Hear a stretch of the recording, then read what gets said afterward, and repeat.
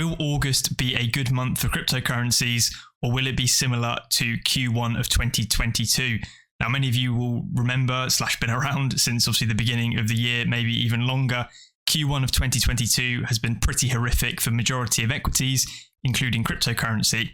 Throughout Q2, though, of 2022, particularly the latter segment of that quarter, things started picking up very well for cryptocurrencies, and they started to undo that negative momentum they were picking up over the first or / several months of this year. The thing I wanted to draw everyone's attention to is called the Puell Multiple, and this is actually on the Look Into Bitcoin website, which I will cover at the moment, but I wanted to look at this tweet quickly. Not complicated for long-term investors on when to purchase Bitcoin, i.e. now. Clear and respected indicator with an awesome track record. 4 strong buy signals in the past 10 years. Each signal has led to massive gains 18 months later. If you have patience, sometimes it is that easy.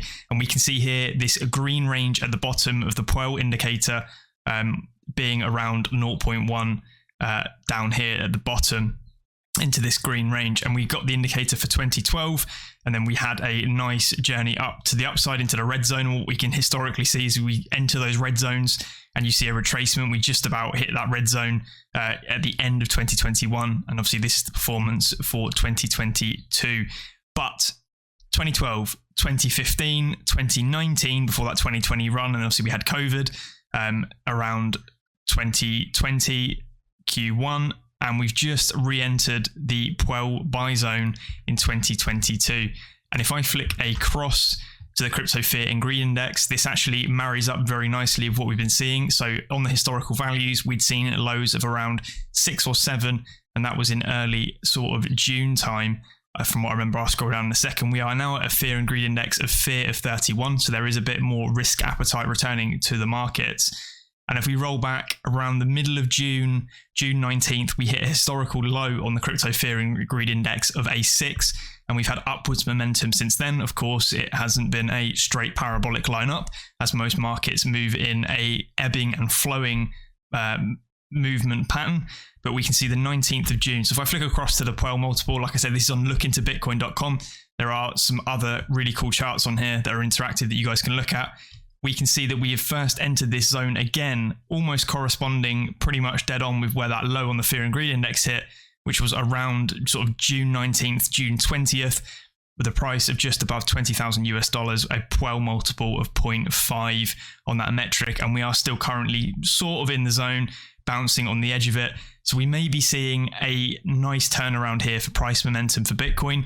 What we can see from historically is we spend roughly 1 to 2 months in this zone. Well, and that's pretty much happened already from June through to July, halfway through June, whole of July, and we're now in August. So there might be a nice little run coming for Bitcoin over August, potentially into September.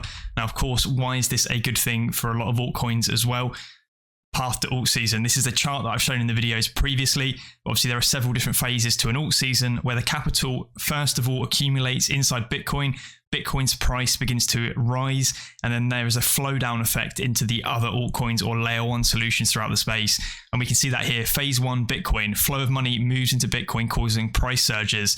You get that money flow with a phase overlap with money flowing into Ethereum, which is the number 2 in the space, but it struggles to keep up with Bitcoin. Ethereum goes back and forth while Bitcoin starts outperforming it. Phase 2 is the Ethereum phase where it outperforms Bitcoin, and we hear talks of the flippening, whereby the Ethereum market cap may surpass Bitcoin's.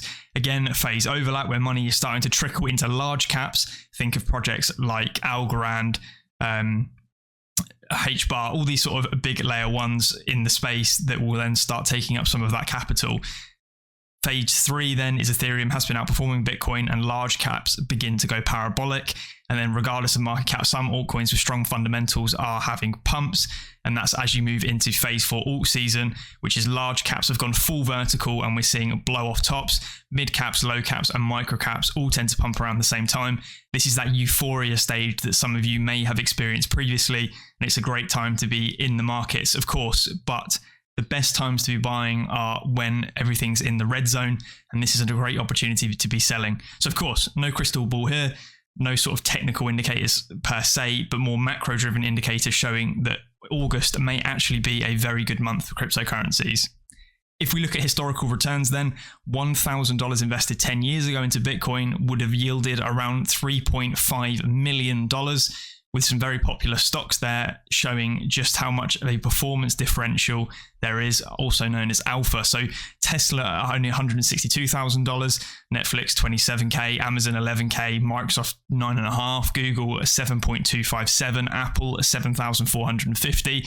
Meta 7,330, Visa 6,570, Costco 5,630, Nike 4,925, Starbucks 3,745, McDonald's 2,950. Now, of course, you do get a risk premium, obviously, in cryptocurrencies, and that's why the returns completely outskew a lot of these S&P 500 based companies. However, it just goes to show the power of cryptocurrencies and how small the space currently is, how much capital can still flow into these markets. We've only just retaken that $1 trillion market cap.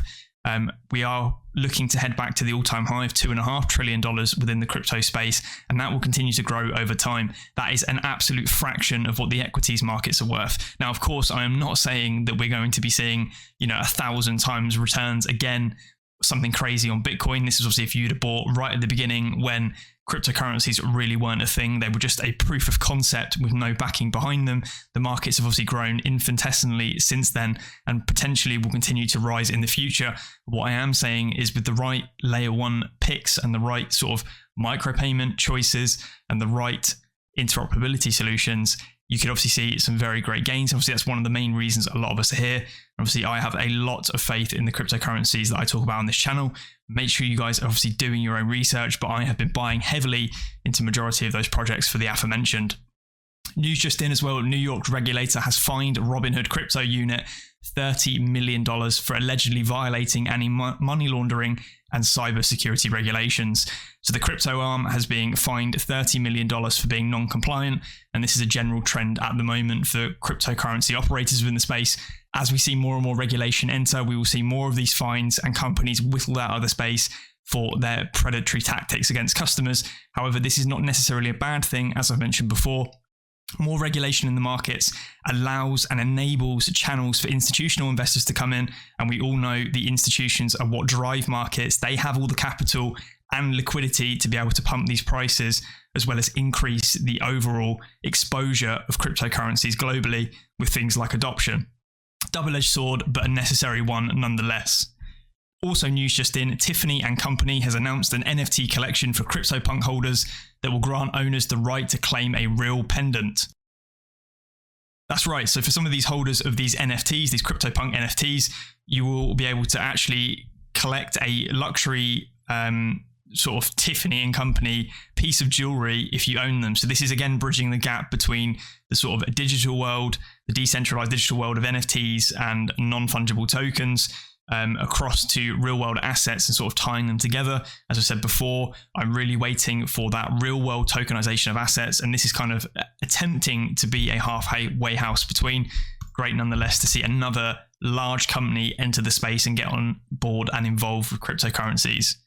Also news just in from Bitcoin magazine, Brazil's largest digital bank, NUBANK, has already hit over 1 million Bitcoin and crypto users in just under 30 days or 1 month. This is a severe amount of adoption. Not only that as well, Brazil and the Latin America regions are renowned for their sort of freelance based economies where things like microtransactions and fast payments and settlements are very important and help drive that economy forward and keep that economy ticking over. And it's somewhere where cryptocurrencies and the tech with the frictionless services that they provide can seriously bolster that economy. And that is probably why we're seeing a lot of adoption in those regions.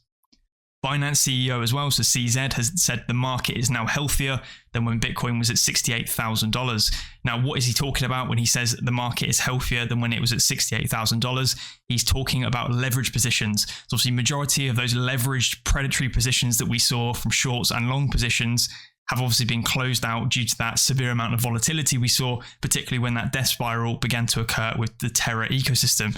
Because of that, majority of those positions have been closed down, and you are left with a much healthier balance between the sort of buy and sell sides of order books within cryptocurrency and Bitcoin in particular.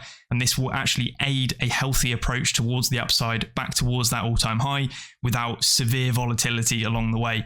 And that's exactly what he means when he talks about it.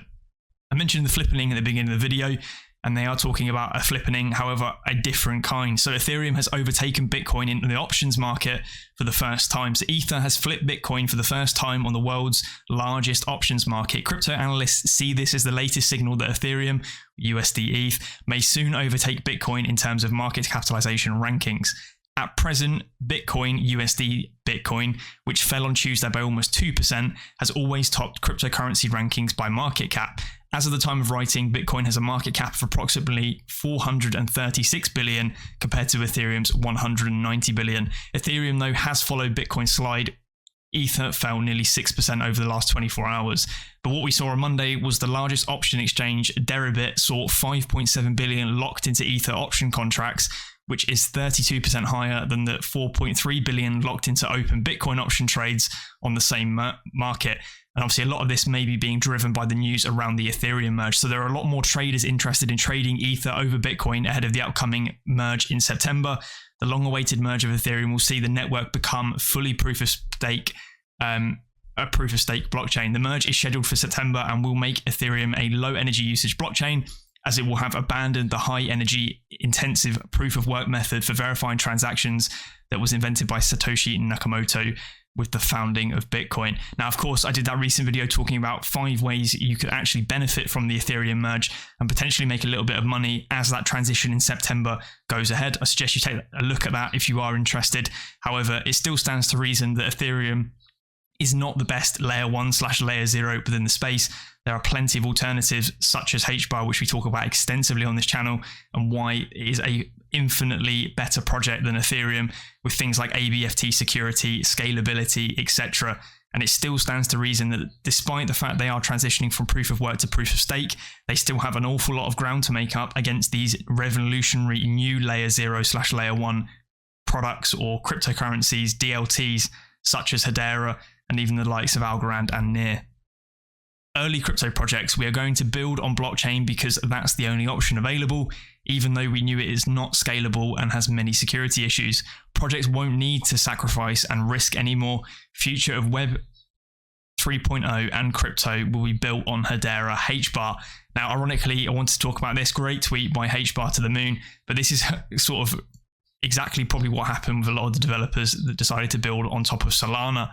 Going to build on a blockchain because that's the option available to us, Solana or Ethereum, it's the new thing, even though they knew that it wouldn't be as scalable and have, security issues than what they would have liked for the projects when they initiated their development phases. And we're now seeing a lot of those projects migrate across to the HEDERA ecosystem because it is so much more scalable and secure. Talking about that, it took just 2 weeks to go from 20 million Hbar in volume transacted to 30 million Hbar. The HEDERA NFT community is on absolute fire. And of course, a big congratulations to Zoos Market and a huge thank you to the NFT community. And that is 30 million Hbar being transacted on the Zoos marketplace. We are still seeing an awful lot of sentiment for the HEDERA ecosystem, and obviously in particular, those NFTs. We've also got another yield farm announcement from SAUCERSWAP Labs. Completely lost track at this point as to how many pairs will be available from the launch. It's a hell of a lot, but now we can see that 𝗟𝗚𝗏𝗥𝗥𝗔𝗟𝗦 yield farms will be available at launch this week, and you'll start earning both Hbar and Source by staking liquidity in this farm in just a matter of days. And of course, Wednesday, so tomorrow, electromagnetic NFT holders will have early access to the platform, and therefore that means I will be able to get onto the platform and begin recording videos. I will be dropping a video by the end of Wednesday, ready for you guys on Thursday/Friday. So Thursday, if you have some of the other NFTs, you get early access. If you don't have any of the NFTs, SAUCERSWAP will be live by Friday for you guys.